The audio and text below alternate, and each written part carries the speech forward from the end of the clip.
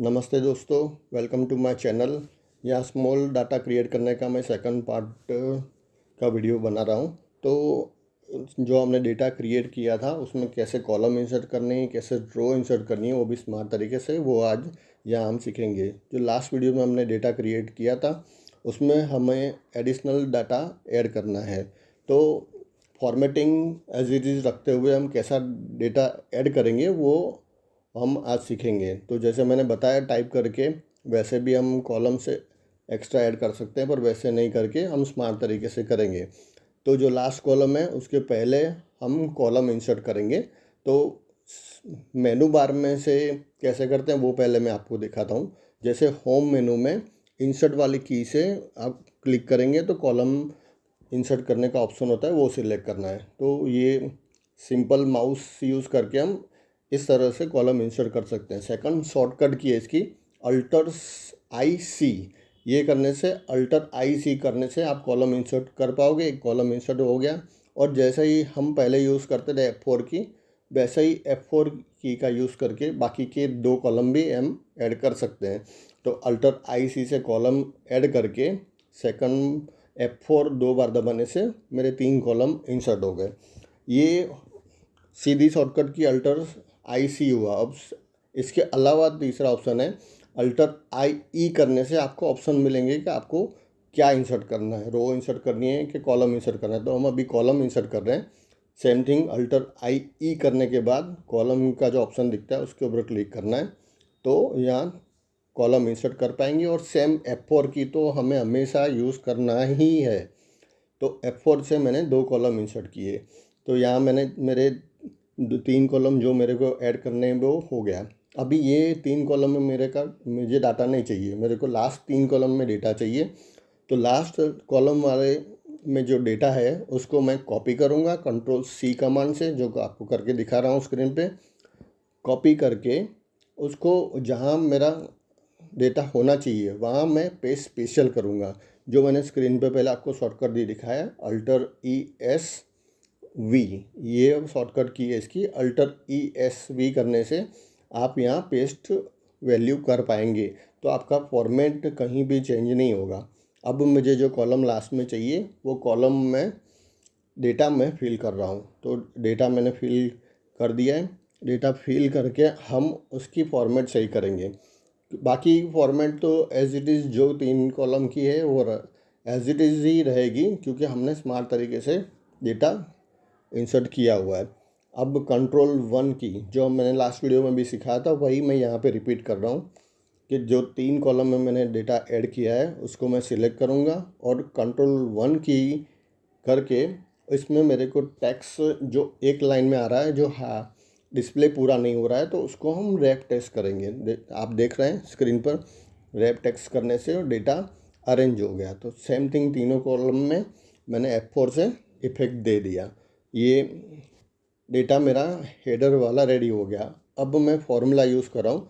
Last video में भी मैंने दिखाया था नॉर्मल फार्मूला। लास्ट वीडियो में भी हमने देखा था, जो भी सेल चाहिए उस सेल को सिलेक्ट किया, plus second cell plus third cell, ऐसा करके।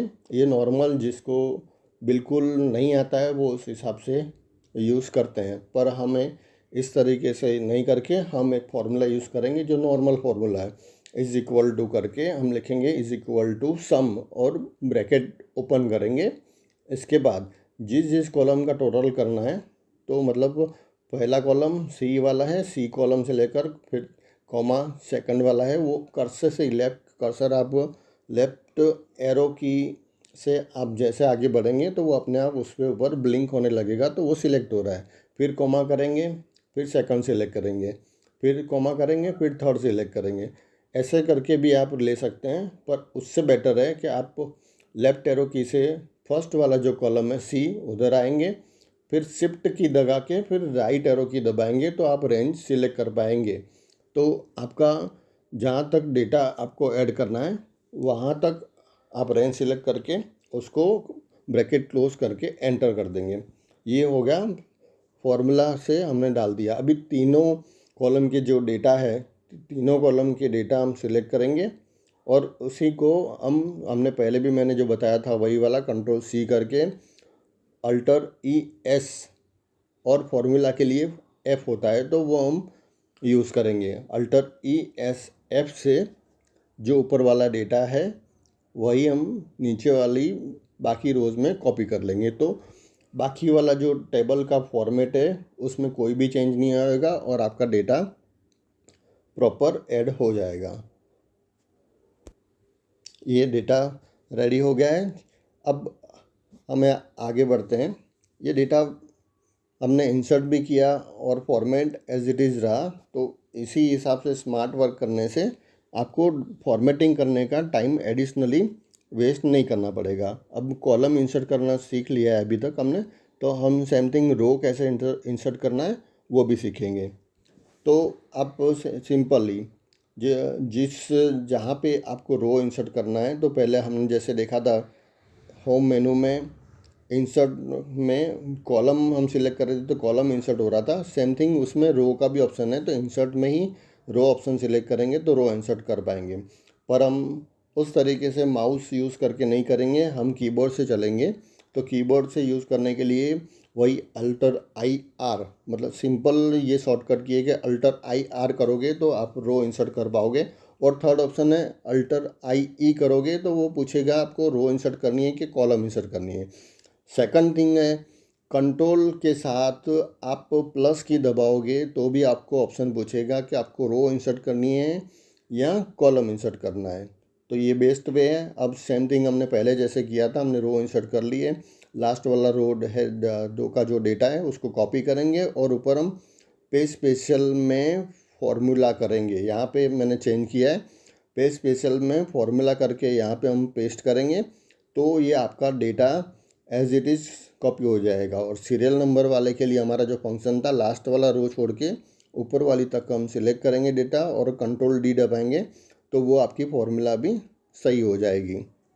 नेक्स्ट अभी ये डेटा मेरा थोड़ा मैं चेंज कर दूंगा। डेटा जो मेरा पहले से पड़ा हुआ है उसमें जैसे मैंने नाम चेंज कर लिया और जो मार्क्स ऑफ 10 है वो भी सारे मैंने थोड़े थोड़े चेंज कर दिए, तो हमें कन्फ्यूज़न नहीं हो कि सेम परसेंट मार्क्स सब में रिपीट नहीं हो।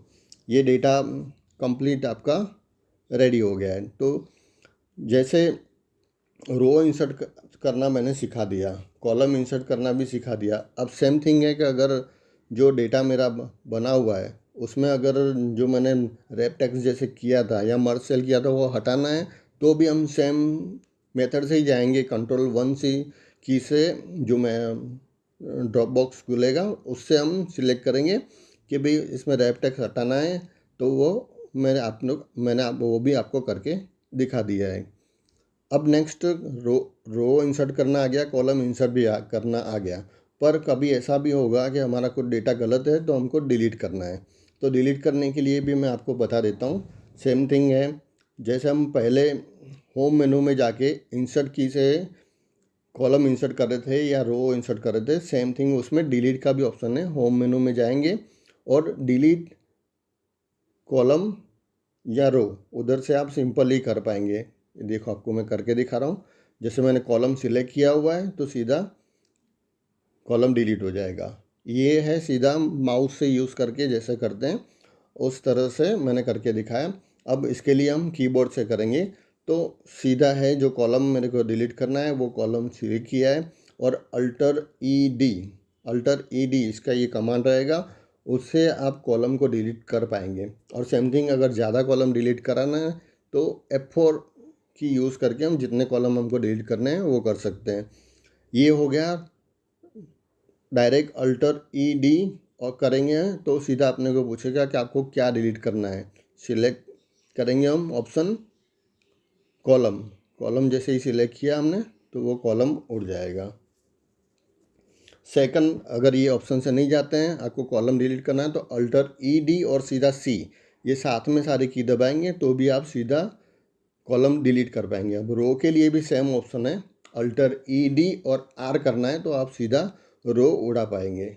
आप देख रहे हो स्क्रीन पे अल्टर ई डी आर करने से सीधी रो आप उड़ा सकते हो। ये सिंपल तरीका ही है जो में ज़्यादा आप परेशान नहीं होंगे। अल्टर ई डी करेंगे हम और आर सिलेक्ट करेंगे जो रो वाला ऑप्शन है तो आप रो डिलीट कर पाएंगे। जितनी रो उड़ानी हो बाद फिर आप F4 फंक्शन से उड़ा सकते हैं। ये सिंपल तरीका था जो मैंने आपको करके दिखाया। अगर ये वीडियो किसी के लिए यूज़फुल हो सकता है तो उन्हें शेयर करें, वीडियो को लाइक करें और मेरे चैनल को सब्सक्राइब ज़रूर करें। Thank you.